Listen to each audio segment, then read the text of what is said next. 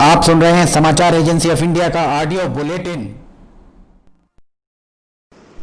You are listening the national level audio bulletin of Samachar Agency of India on Thursday 18 June 2020. Now you are here the news from Preeti Bhosle. The number of infected patients of the COVID-19, the country has increased the number 3,66,946 and the number of the active patients are the 1,94,325. The number of those who were died are 12,237. Now, state-wise scenario of COVID-19, Maharashtra still is the highest number. 1,16,752 are the active cases and recovered cases are 59,166. In the Tamil Nadu, 50,193 are the active cases and 27,624 is the recovered cases. In Delhi, 47,102 are the active cases, 17,457 are the recovered cases. In the Gujarat, 25,093 are the active cases and recovered cases are the 17,430. In the Uttar Pradesh, 14,598 are the active cases and the recovered cases are 8,904.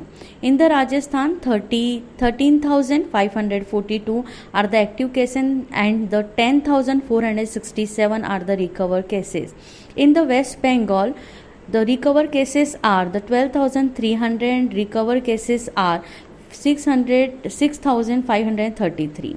In the Madhya Pradesh, 11,224 are the active cases and recovered cases are 8,388.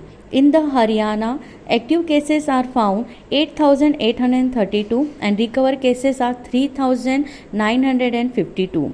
In the Karnataka, 7,734 are the active cases, 4,804 are the recovered cases. In the Bihar are found the 6,942 are the active cases and recovered cases are 4,926. Prime Minister Narendra Modi today said that India has taken a biggest decision to fully open the coal and mining sector for the competition, capital participation and the technology, addressing the launching of occasion of 41 coal mining or for the commercial mining via the video conferencing. He said a major steps has been taken today to make the Indians self-reliant in the energy sector.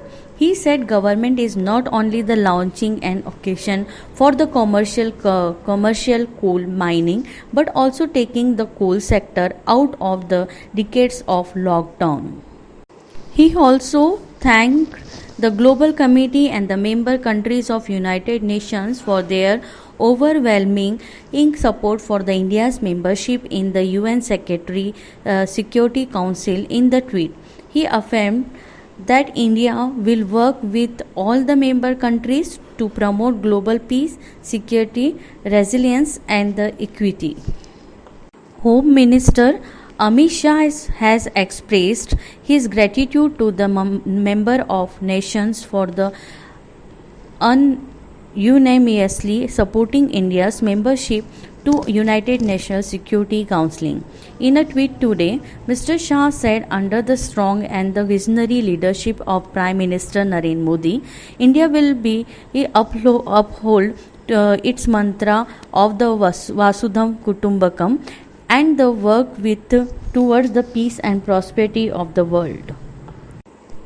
United States Ambassador to India, Ken Jester has congratulated India's successful election to the United Nations Security Council. In a tweet today, Mr. Jester said the United States look forward to working with India for more stable, secure and the prosperous world. The remarks of America, which is one of the 5 permanent members of UNSC, came hour after India's overwhelming election as a non-permanent member for a 2-year term, beginning January 1st, 2021. Mr. Javadekar also congratulated Prime Minister Narendra Modi on the India becoming non-parliament member for next 2 months of the United Nations Security Council. Health and Family Minister Dr. Harshvardhan will launch India's first mobile lab today for the COVID-19 testing to promote last mile testing access in the rural India. The infection disease DEG lab, iLab, is supported by the Department of Biotechnology under the COVID Common Strategy. This mobile lab will be deployed in the interior inaccessible part of the country.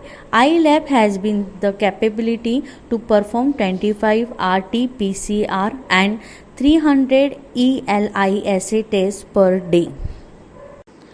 Assistant Professor at AIIMS, Dr. Neeraj Nischal, New Delhi, said the misinformation regarding COVID-19 through the multiple unverified sources has led anxiety related to the issues in the people which manifests in the form of the social stigma. He advised everyone to limit the explore to only the verified information sources only. Prime Minister Narendra Modi will launch a massive rural public works scheme Garib Kalyan Yojana Abhiyan in the 6th state in the Saturday.